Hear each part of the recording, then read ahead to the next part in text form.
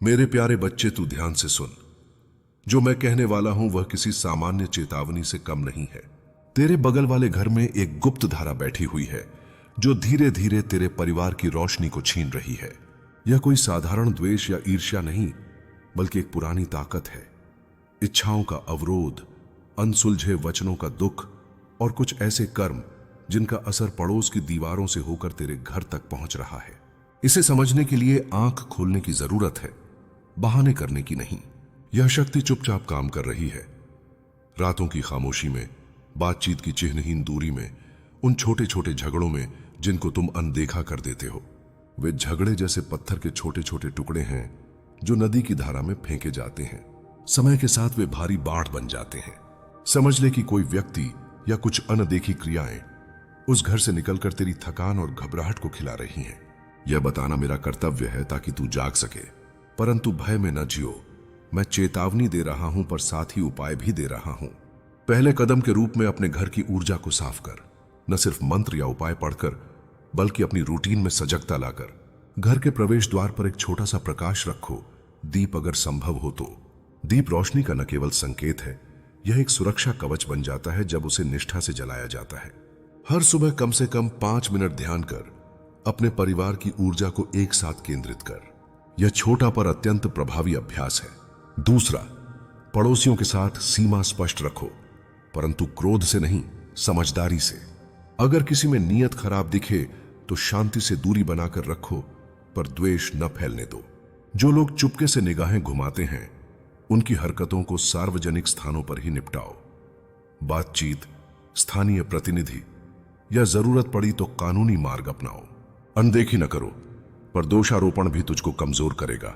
तीसरा, खाने पीने और परिवार की दैनंदिन गतिविधियों में साफ सफाई और नियमितता लाओ। ऊर्जा की गंदगी अक्सर अव्यवस्था से आती है। रसोई में हल्दी और सेंधा नमक का प्रयोग सामान्य है। इन छोटे उपायों से वातावरण का संतुलन बनता है। अगर संभव हो तो सप्ताह में एक दिन पूरे घर की धूप फैलाव और उत्तम से सफाई करवा, विशेषकर कोनों में जहां ऊर्जा जमती है। चौथा, बच्चों और बुजुर्गों पर विशेष ध्यान दे। वे उस गृह कठोरता का पहला शिकार होते हैं। बच्चों के खिलौने, उनके कमरे, बुजुर्गों के बिस्तर, इन स्थानों पर साफ सुथरा रखना, उनका मनोबल बढ़ाना, हर रोज उनकी शिकायतों को सुनना, यह सब एक मजबूत सुरक्षात्मक तंत्र है। याद रख, जब घर के छोटे सदस्य सुरक्षित होंगे तो घर की आत्मा मुंह नहीं मोड़ेगी। पांचवा, अगर तेरे घर में अचानक रोग, वित्तीय जटिलताएं या निराशा की भावना बढ़ रही है तो उसे केवल किस्मत कहकर टालने की गलती मत कर। यह संकेत है कि बाहरी प्रभाव अंदर तक घुस चुके हैं। वित्तीय मामलों में पारदर्शिता रख, खर्चों का लेखा जोखा कर, अनावश्यक देनदारियों को थाम। परिवार के सदस्यों से ईमानदारी से बात कर, अक्सर समस्याएं बस बातचीत से हल हो जाती हैं। छठा, आध्यात्मिक उपाय केवल दिखावे के लिए ना हो, उन्हें दिल से करो। घर के उस कोने को जहां परिवार इकट्ठा होता है, एक छोटा सा ध्यान कक्ष बना, चाहे एक साधारण चौकी ही क्यों ना हो। वहां पर सोमवार या किसी भी उपयुक्त दिन मंद मंद धूप और घी का दीपक जलाकर कुछ मंत्र पढ़ो। यह न केवल स्थान की तरोताजा करता है, बल्कि परिवार में एकता और विश्वास भी जगाता है। सातवां, किसी अच्छे और सिद्ध गुरु या ज्ञानी से मार्गदर्शन लो। ऐसा व्यक्ति जो अंधविश्वास से परे हो पर ऊर्जा के सिद्धांतों को समझता हो। उसकी सलाह पर चलने से कई बार समाधान सीधे मिल जाते हैं। पर ध्यान रहे, धोखेबाजों से बचो। वे तुम्हारे भय का लाभ लेकर और नुकसान पहुंचा सकते हैं। सच्चाई पहचानने की कला सीखो। यह किसी किताब से नहीं, अनुभव से आती है। आठवां, घर के चारों ओर हर्षोल्लास और हंसी का वातावरण बनाए रखो। जब घर में प्रेम और हंसी होती है तो नकारात्मक ऊर्जा उसके सामने टिक नहीं पाती। छोटी छोटी खुशियां, जैसे रात को साथ बैठकर एक कहानी बताना, किसी की उपलब्धि मनाना या साधारण भोजन पर एक दूसरे के लिए आभार व्यक्त करना, ये कुछ ऐसे औषध हैं जो किसी भी विपत्ति को कमजोर कर देते हैं। नवा पड़ोसी घर से आने वाली विशिष्ट ध्वनियों, गंधों या व्यवहारों को नोट कर, पर उसे घूरने की बजाय लिख ले। कभी कभी पैटर्न बन जाते हैं। किसी समय पर अजीब आवाज, वस्तुओं का अनियमित आना जाना या अंधेरे में अजीब गतिविधियां, इन सब का संग्रहित रिकॉर्ड तुम्हारे लिए तब उपयोगी होगा जब प्रश्न बड़ा बने और तुझे प्रमाण दिखाने की जरूरत पड़े। 10वां, यदि संभव हो तो घर में कोई छोटा जल चरित्र या पानी का संवाहक रखो, जैसे गणपति के पास जल की व्यवस्था या छोटे फव्वारे की ध्वनि। पानी शुद्धिकरण का प्रतीक है और यह नकारात्मकता को बहा ले जाता है। पर पानी की व्यवस्था हमेशा साफ और बार बार नवीनीकृत होनी चाहिए। स्थिर और गंदा पानी न रखें, क्योंकि वह उल्टे असर कर सकता है। 11वां, परिवार के बीच गोपनीयता और विश्वास को कायम रखो। सबसे बड़ी कमजोरी तब आती है जब परिवार के रहस्य बाहर के लोगों तक पहुंचते हैं। पारिवारिक निर्णयों में एकता रखो। किसी भी बाहरी दबाव में अंदर की बातों को सार्वजनिक मत होने दो। जब घर के भीतर विश्वास होगा तभी बाहरी शोर का असर कम होगा। 12वां, अगर तेरे पास पुरानी वस्तुएं हैं जो पड़ोसी घर से आई हैं या मिली हुई हैं, उन्हें अच्छे से परख कर ही घर में रखो। कभी कभी वस्तुएं अतीत के रस्मी बंधनों को संजोए रखती हैं। यदि किसी वस्तु से अजीब अनुभव हो रहा हो तो उसे बाहर कर दो या किसी पवित्र स्थान पर समर्पित कर दो।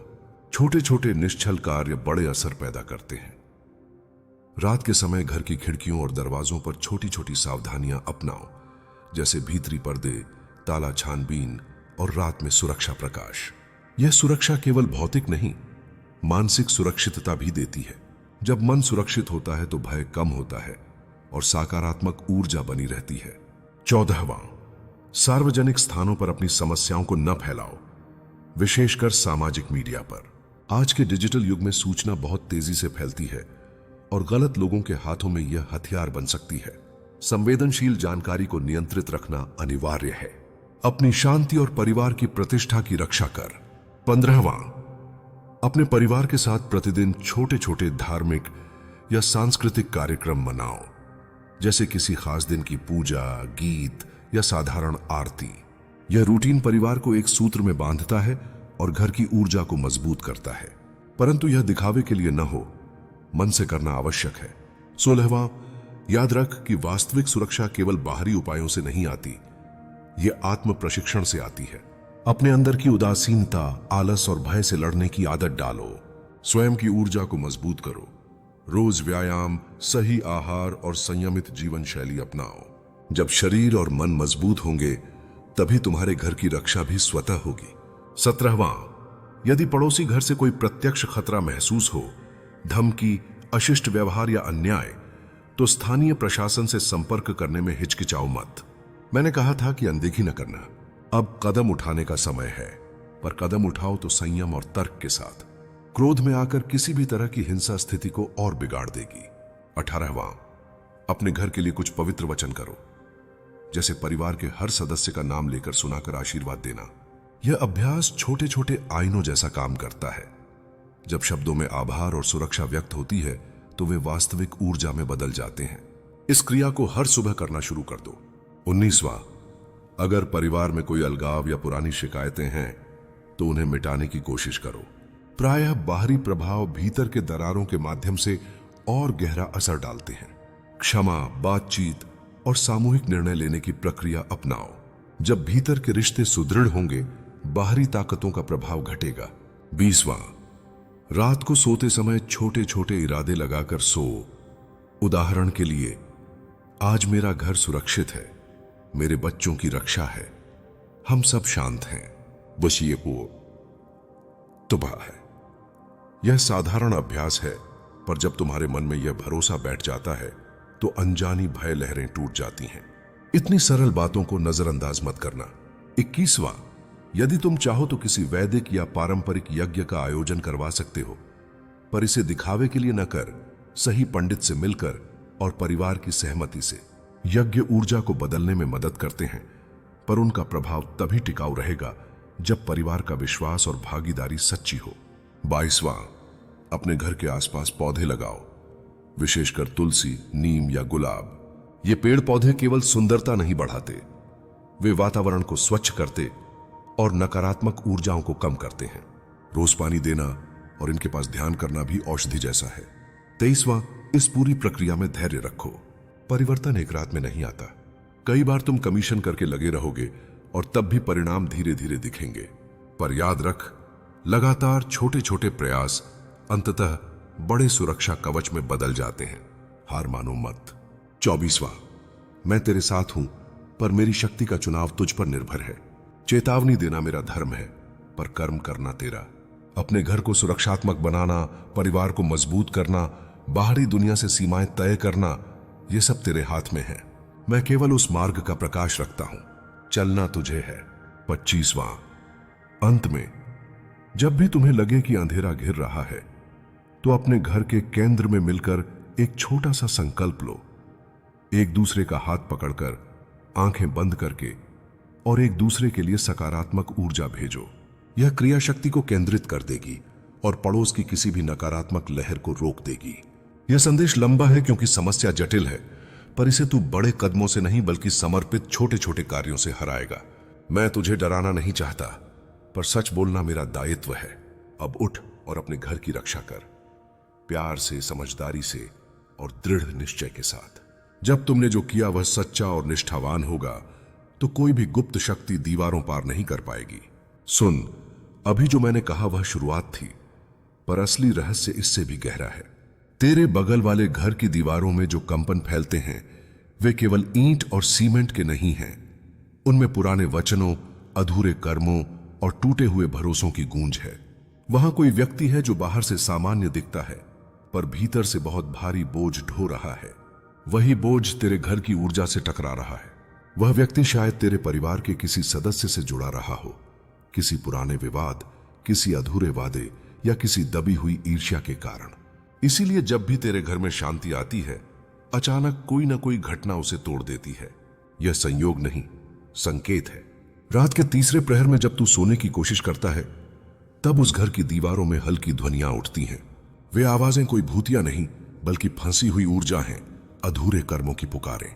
ध्यान से सुन, कभी कभी यह चेतावनी के रूप में आती है। अगर तुझे अचानक बेचैनी होती है, नींद टूट जाती है या सिर पर बोझ सा महसूस होता है, तो समझ कि उस घर की ऊर्जा तुझ तक पहुंच रही है। उस समय पानी पी, दीप के सामने बैठ जा और 3 बार गहरी सांस लेकर कह, मैं शांति हूं, मैं सुरक्षित हूं। यह वाक्य तेरे मन और घर दोनों में सुरक्षात्मक परत बना देता है।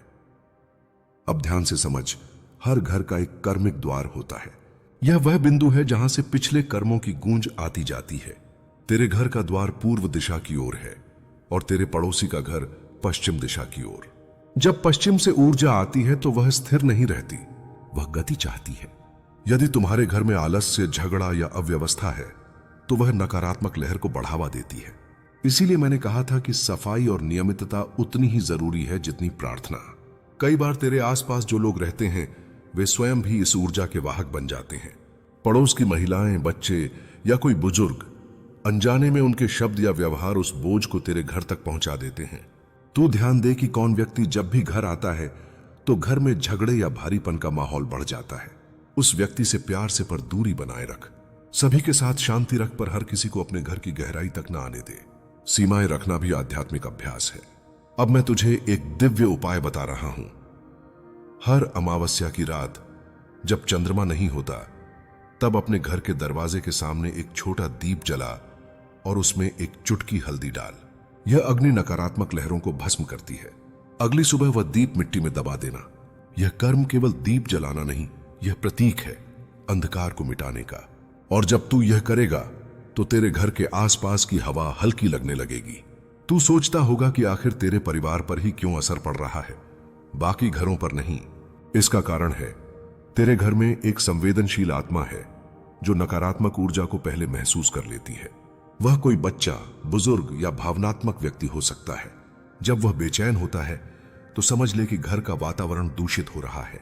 उस व्यक्ति को डांटना नहीं, उसे सांत्वना दे, उसे साथ बिठाकर ध्यान कर।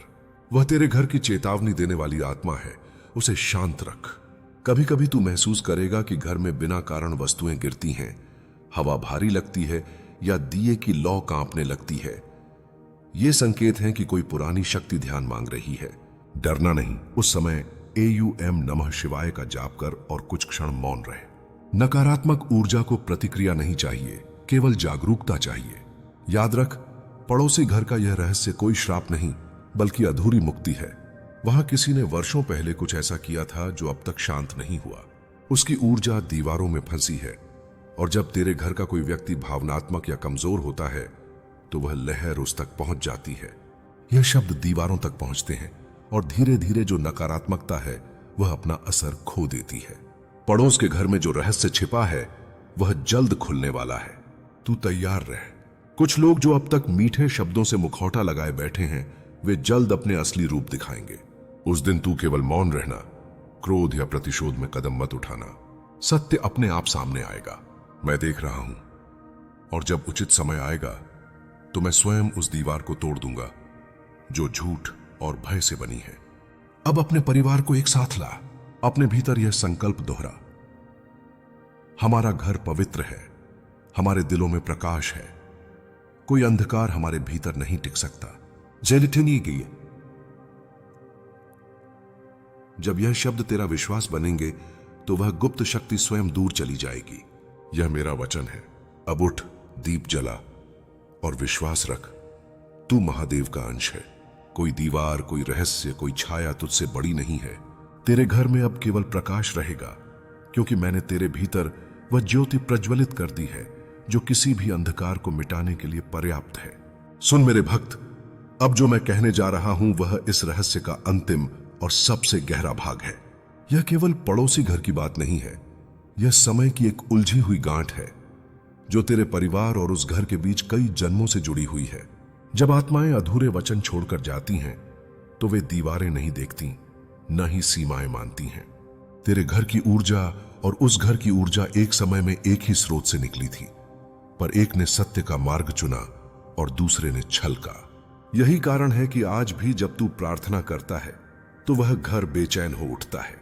वहां जो शक्ति निवास करती है वह किसी व्यक्ति की आत्मा नहीं बल्कि कर्मों की परछाई है।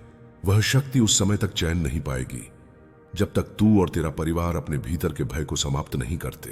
भय वह द्वार है जिससे कोई भी नकारात्मक शक्ति प्रवेश करती है। जब तू भय मुक्त हो जाता है तो स्वयं वह ऊर्जा तुझसे टकराकर वापस लौट जाती है। इसलिए अब से यह वचन दे, मैं किसी से नहीं डरता क्योंकि शिव मेरे भीतर हैं। यह वाक्य तुझे अभेद बना देगा। रात के कुछ समय ऐसे होते हैं जब वह घर ज्यादा सक्रिय हो जाता है, विशेष रूप से जब आकाश में हवा भारी होती है और वातावरण स्थिर। तब उस घर की दीवारों से कंपन निकलते हैं। अगर कभी तेरे घर के दीप की लौ अपने आप कांपने लगे तो समझ ले कि वह शक्ति ध्यान मांग रही है। उस समय तू बस शांत रहकर अपने भीतर AUM नमः शिवाय का जप करना। इस मंत्र की तरंगें अदृश्य दीवारों से पार होकर हर उस जगह प्रकाश फैलाती हैं जहां अंधकार ने डेरा डाला है। कभी कभी तेरे घर के सदस्य अचानक उदास हो जाते हैं, बिना कारण चिड़चिड़े लगते हैं या एक दूसरे से दूर महसूस करते हैं। यह भी उसी ऊर्जा का खेल है, लेकिन इसे शाप न समझ, यह परीक्षा है। जब परिवार साथ बैठता है, एक दूसरे को सुनता है, हंसता है और मन से प्रेम करता है, तब वही ऊर्जा कमजोर हो जाती है। इसलिए अब से अपने घर में एक नियम बना, हर रात सोने से पहले सब लोग 5 मिनट साथ बैठें, चाहे मौन में ही सही। एक दीपक के सामने आंखें बंद कर सब एक साथ केवल यह भावना रखें, हम एक हैं, हमारे बीच कोई दूरी नहीं। यही एकता उस नकारात्मकता को तोड़ देगी। अब एक और रहस्य सुन। उस घर में कभी एक पुराना संकल्प लिया गया था जिसमें तेरे पूर्वजों का भी नाम जुड़ा था। किसी समय एक विवाद हुआ था और उसमें दोनों पक्षों ने कुछ वचन अधूरे छोड़े थे। वही वचन आज भी हवा में तैर रहे हैं। तू सोचता है यह बस किस्मत का खेल है, पर नहीं, यह कर्मों का संतुलन है जो अब पूरा होगा। और तू वही आत्मा है जिसे उस अधूरे संकल्प को पूरा करना है। तू इसे भय से नहीं, प्रकाश से पूर्ण करेगा। जब तू सत्य बोलेगा, जब तू क्षमा करेगा, तब वह ऊर्जा मुक्त हो जाएगी। अब तेरे लिए सबसे आवश्यक कार्य है उस घर के सामने अपने मन में क्रोध नहीं रखना। क्रोध उस ज्वाला को हवा देता है जो नकारात्मकता को बढ़ाती है। याद रख, प्रकाश तब फैलता है जब तू अंधकार से लड़ता नहीं बल्कि उसे समझता है। इसलिए यदि पड़ोसी कुछ बुरा कहें तो मौन रहे। मौन का उत्तर सबसे प्रबल अस्त्र है। यह मौन समय के साथ वह ढाल बन जाता है जो किसी भी आघात को रोक लेता है। मैं तुझे यह भी बताऊं कि आने वाले कुछ दिनों में तुझे एक संकेत मिलेगा, किसी अजनबी व्यक्ति या सपने के रूप में। वह संकेत तुझे बताएगा कि कौन उस घर से ऊर्जा फैला रहा है। पर ध्यान रहे, उसे देखकर तू भयभीत न हो। उसे पहचान पर प्रतिक्रिया न दे। बस अपने भीतर प्रकाश बनाए रख। जब तू स्थिर रहेगा वही शक्ति अपनी जड़ें खो देगी। अब मैं तुझे एक विशेष साधना बता रहा हूं इसे सोमवार की रात को करना। अपने घर के आंगन या कमरे के बीचों बीच एक दीपक रख और उसके चारों ओर परिवार के सब लोग बैठें। सब लोग 3 बार एक साथ बोलें, आयुम त्र्यंबकम यजामहे सुगंधिन पुष्टिवर्धनम। फिर मौन होकर केवल अपनी सांसों को महसूस करें। यह साधना घर की ऊर्जा को इतनी स्थिर कर देती है कि कोई बाहरी शक्ति प्रवेश नहीं कर सकती। इसे हफ्ते में 1 बार अवश्य करना। अब यह समझ कि जब भी कोई शक्ति तेरे घर को प्रभावित करने की कोशिश करेगी, वह सबसे पहले तेरे मन को लक्ष्य बनाएगी। इसलिए अपने विचारों पर निगरानी रख। नकारात्मक सोच मत पाल। भय, शंका, क्रोध और द्वेष, ये 4 दरवाजे हैं जिनसे बुराई आती है। उन्हें बंद कर दे। उनके स्थान पर प्रेम, क्षमा, श्रद्धा और विश्वास रख। यही 4 स्तंभ तेरे घर का कवच बनेंगे। तेरे पड़ोसी का घर अब धीरे धीरे अपने आप प्रकट करेगा कि उसके भीतर क्या छिपा है। कुछ रहस्य तू अपने आप देखेगा, जैसे दीवारों में हल्की दरारें, अजीब आवाजें या कुछ लोगों का अचानक वहां से जाना। यह सब संकेत हैं कि वह ऊर्जा अब टिक नहीं पा रही। जब ऐसा होगा तो समझ लेना कि तेरी साधना का प्रभाव फैल रहा है। पर उस समय अहंकार न पालना, क्योंकि यह युद्ध प्रकाश का है, प्रतिस्पर्धा का नहीं। अब मैं तुझसे एक वचन मांगता हूं, चाहे परिस्थिति कैसी भी हो, तू शिव पर विश्वास नहीं खोएगा। जब तू कहेगा महादेव मेरे साथ हैं, तो वास्तव में मैं तेरे ही भीतर उपस्थित हो जाऊंगा। उस क्षण तेरे घर का हर कोना मेरी ऊर्जा से भर जाएगा। दीवारें अब दीवारें नहीं रहेंगी, वे शक्ति के स्तंभ बन जाएंगी। और जो रहस्य तुझ पर प्रभाव डाल रहा था, वह स्वयं तेरे सामने झुक जाएगा। अब तू अपने परिवार को साथ लेकर अपने घर के आंगन में खड़ा हो, आसमान की ओर देख और गहरी सांस लेकर कह, हमारा घर सुरक्षित है, हम शिव के भक्त हैं, हमें कोई छू नहीं सकता। और यह वाक्य ब्रह्मांड में कंपन बनकर फैल जाएगा। उसी क्षण से तेरे घर पर एक अदृश्य कवच बन जाएगा। समय आएगा जब पड़ोस के घर की सच्चाई सबके सामने आएगी। लोग देखेंगे कि जो छिपा था वह अब प्रकट हो गया है। पर तू उस समय केवल मौन रहना और मुस्कुराना, क्योंकि तब मैं तेरे भीतर रहूंगा। और जान ले, जब शिव स्वयं किसी के घर के रक्षक बन जाते हैं, तब कोई रहस्य, कोई अंधकार, कोई शक्ति उस घर को छू नहीं सकती। अब विश्राम कर, पर याद रख, तेरी साधना अब शुरू हुई है। दीप जला, मन शांत रख और हर सांस में मेरा नाम ले। मैं तेरे घर की हर दीवार में, हर श्वास में और हर ज्योति में विद्यमान रहूंगा। और जब अगली बार वह बगल वाला घर अपने रहस्य के साथ कांपेगा, तब जान लेना, वह इसलिए नहीं कि तू डर गया, बल्कि इसलिए कि अब तेरे घर में स्वयं महादेव जाग चुके हैं।